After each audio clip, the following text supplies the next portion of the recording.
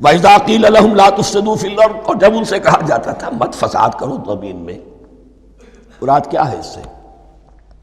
کہ جب محمد کو مان لیا کہ اللہ کے رسول ہیں، اب ٹھیک ٹھیک پیروی کرو، ان کے پیچھے چلو، ان کا حکم ہے تو جنگ کے لیے نکلو، ان کی طرف سے تقاضا آتا ہے مال پیش کرو، اور اگر تم اس سے کتراتے ہو تو فساد مچا رہے ہیں، جماعتی زندگی کے اندر فتنہ اور فساد پیدا کر رہے ہیں. وَإِذَا قِيلَ لَهُمْ لَا تُفْسِدُوا فِي الْأَرْضِ قَالُوا إِنَّمَا نَحْنُ مُصْلِحُونَ، وہ کہتے تھے نہیں ہم تو صلح کرانے والے ہیں، اصلاح کرنے والے ہیں، ہم چاہتے ہیں لڑنا بھیڑنا کوئی اچھی بات نہیں ہے، ٹکراؤ تصادم یہ کوئی اچھے کام تھوڑا ہی ہے، بس ٹھنڈے ٹھنڈے دعوت دیتے رہو، جو چاہے قبول کر لے جو چاہے رد کر دے. خام خواہ یہ ٹکرانا اور یہ جنگ کرنا اور اللہ کے دین کو غالب کرنے کے لیے یہ قربانی دو اور یہ مصیبت جھیلو اور یہ مشقت برداشت کرو اور یہ چیز چھوڑو اور یہ ترک کرو، یہ کاہے کے لیے؟ وَإِذَا قِيلَ لَهُمْ لَا تُفْسِدُوا فِي الْأَرْضِ قَالُوا إِنَّمَا نَحْنُ مُصْلِحُونَ أَلَا إِنَّهُمْ هُمُ الْمُفْسِدُونَ وَلَٰكِن لَا يَشْعُرُونَ، آگاہ ہو جاؤ کہ وہی ہے مفسد، فساد پھیلانے والے. اس لیے کہ محمد رسول اللہ کی دعوت ہے زمین میں اصلاح کے لیے، اس اصلاح کے لیے کچھ آپریشن کرنا پڑے گا.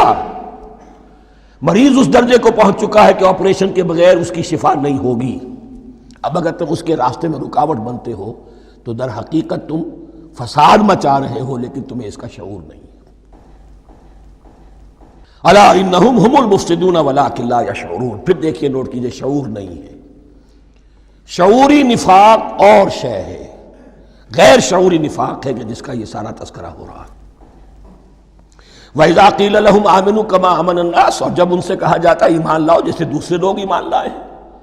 آخر دیکھو دوسرے یہ اہل ایمان ہیں، جب بلاوا آتا ہے فوراً لبیک حاضر ہوتے ہیں، جو بھی ہو.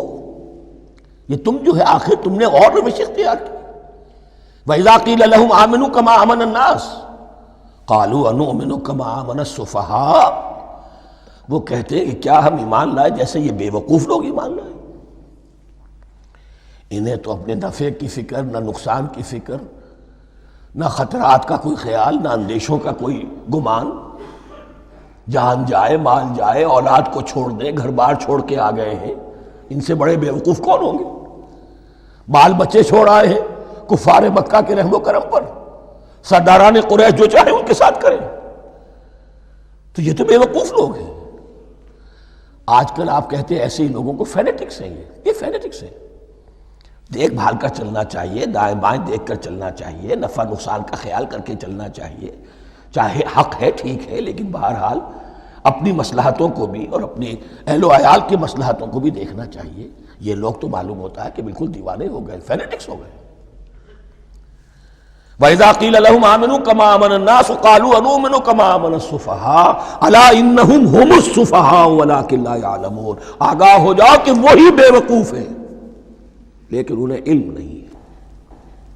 وہ صادق الایمان جو ایمان کی ہر تقاضے کو پورا کرنے کے لیے ہر وقت حاضر ہیں، ان سے بڑا عقل مند کوئی نہیں، ان سے بڑا سمجھدار کوئی نہیں. انہوں نے یہ جان لیا ہے کہ اصل زندگی آخرت کی زندگی ہے، یہ نہیں ہے. یہ تو عارضی ہے، کل نہیں آج ختم ہو جائے، آج نہیں ابھی ختم ہو جائے، کیا فرق پڑے گا؟ جانا تو ہے، اب نہیں تو کل، کل نہیں تو پرسوں جانا تو ہے. تو عقل تو ان کے اندر ہے.